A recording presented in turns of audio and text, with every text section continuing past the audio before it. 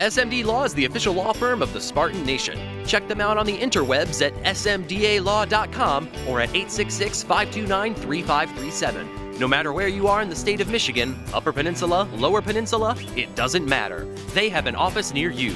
So whether you need to send a letter to an annoying neighbor, or you're a criminal and you need defense, maybe you just have problems with elder law, check them out, smdalaw.com today. The official law firm of the Spartan Nation. Call them first, then you act.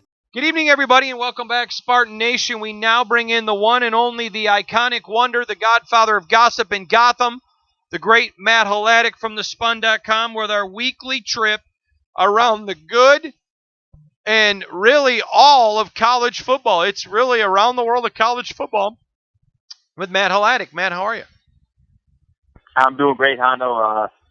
An interesting weekend of college football. We didn't get too many crazy results that shook some stuff up, but it definitely was an interesting weekend. I agree with you.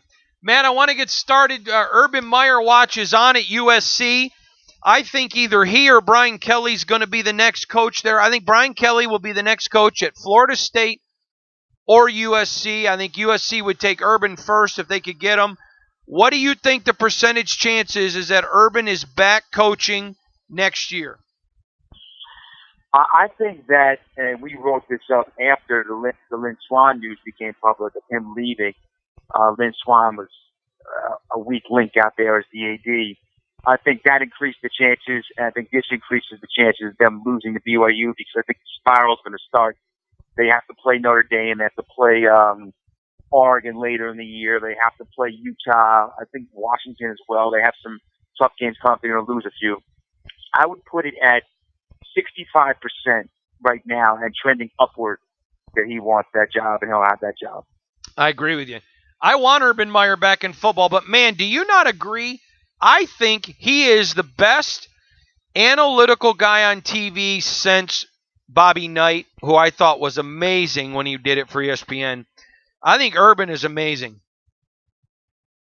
I think he's really, really good. I think the segment that really, I think, typified what you're getting from him was either 2 weeks ago or maybe it was on the opening weekend. He broke down the RPO game, and he broke down, how an offense kind of goes about formulating. First you have one option on the play, then two options, and how everything builds up. And he talked about, how the RPOs were first installed by him at Utah, and how it was almost a happy accident of something Alex Smith did in practice. And he really made it understandable and accessible to fans watching who may not have a tremendous football background, but he did an excellent job. I think that Fox pregame show as a whole is very good. And I think Urban, when he gets a chance to just sit there and try to talk football and be in his element, he's been great. I agree. We're talking to the one, the only, the great Matt Hladik from thespun.com. Everybody loves Matt. In fact, it's impossible to not love Matt. He's just one of the good guys in journalism. Your thoughts, I thought this was kind of funny. What did you think about an ESPN guy, Brian Griese, having some controversial comments about Felipe Franks, the quarterback of Florida? Yeah, and first off, before we get into Brian Griese's comments, I kind of want to send our best wishes out to Felipe Franks because of what happened in that game. Season-ending injury, brutal injury to a kid who was starting to come into his own.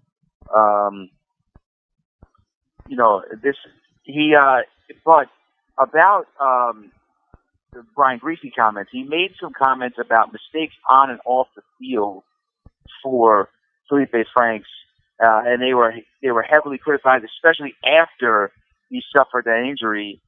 Florida fans said, hey, this kid hasn't had any off-field issues or mistakes. He's been a model citizen. Brian Griese goes to Twitter on Sunday and says, I was talking about him overcoming the off-the-field noise from doubters. That's what I was referencing when I meant, off-the-field stuff. I could have articulated that better. Props to him for trying to explain himself and clarify the situation, because I don't blame the Florida fans for jumping to the defense of their guy there, especially with the way that it came out. I think if that's true, what Brian Griese said, he didn't intend it to come out the way that it did. So I don't blame the Florida fans for coming through their Frank's defense, and I think that it was good of Brian Greasy to step in there and clarify what exactly he really meant. Yeah, I like Greasy, and I thought it was a classy thing for him to do. I want to ask you, I'm more excited about Michigan-Wisconsin this weekend than any other game. How about you? I think that it probably, when you look at the three big games off the top of my head this coming week will be Michigan, Wisconsin, Auburn, A&M, and then the Saturday night game between Georgia and Notre Dame. On paper, if you look at which has potentially the biggest playoff outcome, I think it's probably Georgia Notre Dame. But I think when you look at which game is the most intriguing, which game is going to have the biggest impact on a conference title race, which game will say the most about the two participants, depending on how it goes, I think it's Michigan, Wisconsin. Because I think you'll get a true test of, is Michigan for real? Can they these growing teams they've had, can they overcome them, go on the road to a place that's extremely tough to win, and beat a good Wisconsin team, a good Wisconsin defense at Camp Randall? Also, you get a chance to see, is Wisconsin as legit as they look? They've beaten up on some teams that they're a lot better than early in the season, but now how did they do it against another team in the Big Ten who's thought to be a contender? I think you'll learn a lot about both those teams on Saturday.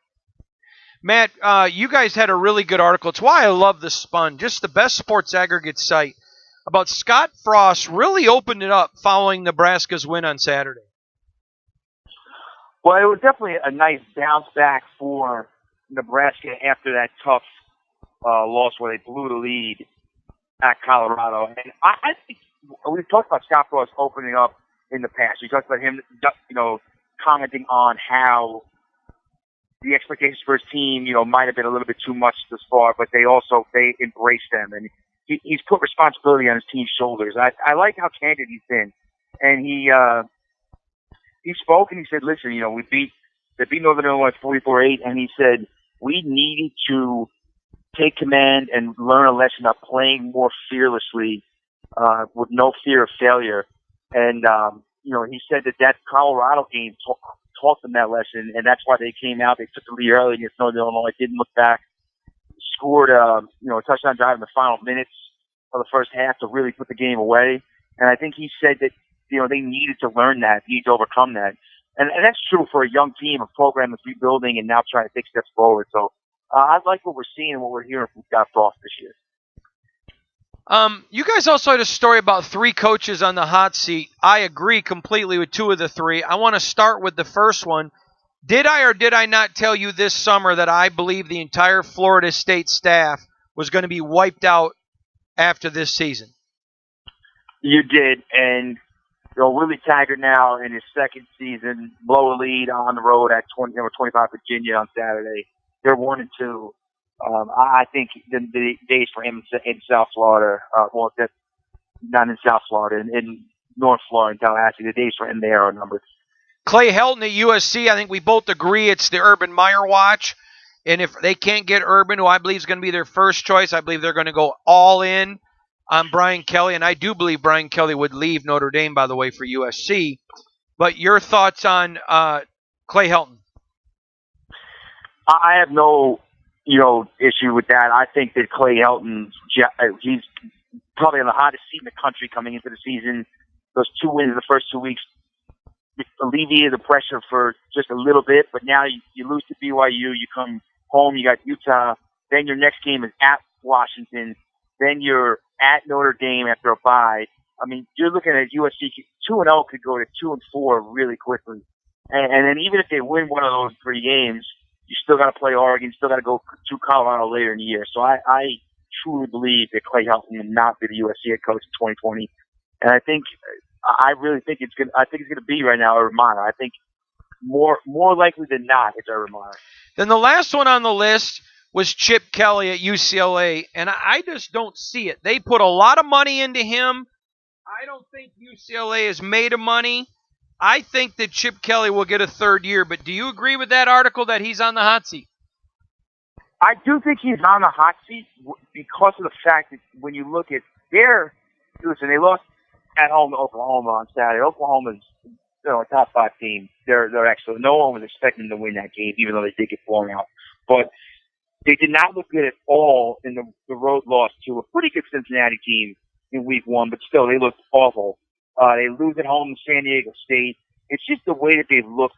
Chip Kelly is now, I believe, 3-12 in 15 games at UCLA.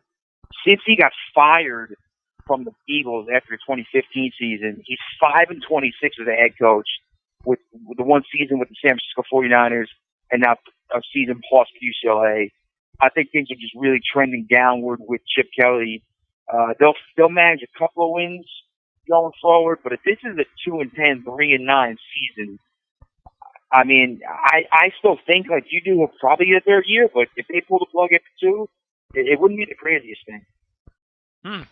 All right. He is the one and the only Matt Hladik from thespun.com, going around the world of college football.